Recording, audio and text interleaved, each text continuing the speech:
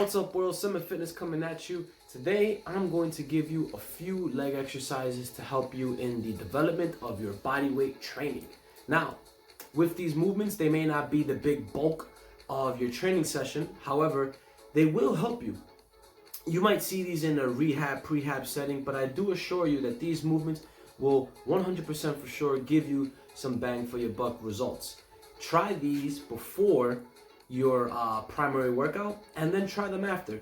I guarantee that you'll feel some glute activation. We'll train those adductors and we'll train those abductors as well. All that being said, these are all supporting muscles that I have been using currently to just assist me in the further development of single leg exercises such as the shrimp squat, the dragon, and the flamingo, which are a couple of my goals. And I have definitely seen some good results.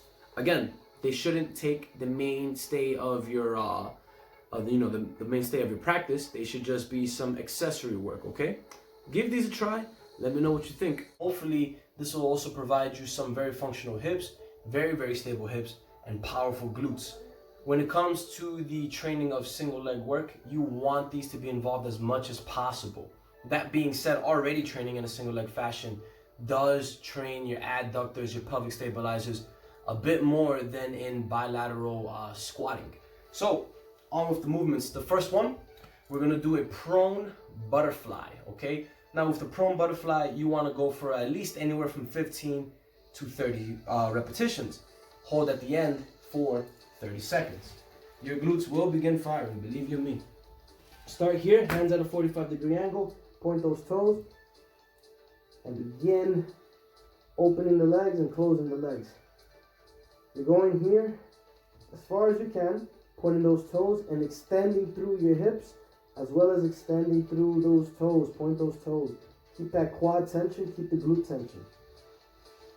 And so you also want to make sure you don't have your legs too high because you don't want to make this too much of a lower back exercise.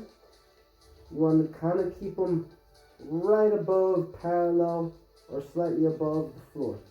You can make this more challenging by adding ankle weights, but that isn't completely necessary. The next movement that we're gonna go to, grab yourself a chair, and we're gonna go through the Copenhagen. This is by far one of the most underrated exercises that you can start doing for your adductors. So let's show you how to do this maneuver. One of my favorites, it helps if you have a groin pull, if you have a hernia. I highly recommend adding this into your repertoire. But first and foremost, let's start with the baby progression. Start with the knee, like so, bent. Begin here, and hold. Now normally we're always training in a side plank fashion, which is not bad at all. However, training with the Copenhagen here allows for strengthening of the inner thighs. So you can begin here, do some hip dips, nice and high, proud chest, hips forward. You can add some knee drive into it, a little bit more of a dynamic fashion. And you want to make it more difficult, you can go right here, like so. You want to make it more difficult, lift that leg up.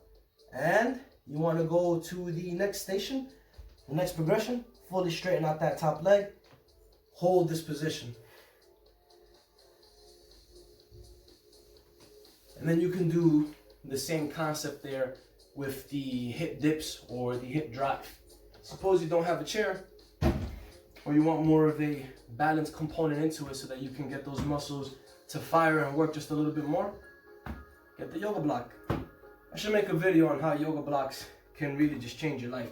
One of the best home equipments you can have ever. So set up properly. Same concept. There we go. Lift up. And so that's how you can add the Copenhagen into your home. Just have an elevated surface. With that said, we now go into the abductors and attacking some of the glute medius here. All right, begin, lift into a side plank, but in a clam position. Lift this leg up. Same concept as the Copenhagen, except you're gonna dip down and hip thrust forward. Dip down, hip thrust forward. Keep a proud chest. While you are doing your dipping motion, the bottom glute here is working to keep you in this isometric position, while the top glute here as well can be worked in a dynamic fashion. What you can do is extend the leg. Let me get right here a little bit. Extend the leg and then come all the way up, all the way down. So now you got some almost like a side lying leg raise. So with the side plank clam lift, you can go for about 15 repetitions here and then hold that proud chest position for about a good 20-30 seconds. And then with the side lying leg raises here, with a little bit of some elevation, you can go for anywhere from 15 to 30 repetitions. You go through this whole entire circuit of glute exercises here, I guarantee you, your hips and your glutes will stay very strong. They'll feel firm and they'll feel like a lot more stable. Your legs and your ankles, your hips should all feel like powerhouses. I hope these videos help. Thank you so much. Don't forget to like, comment, share, and subscribe. Peace.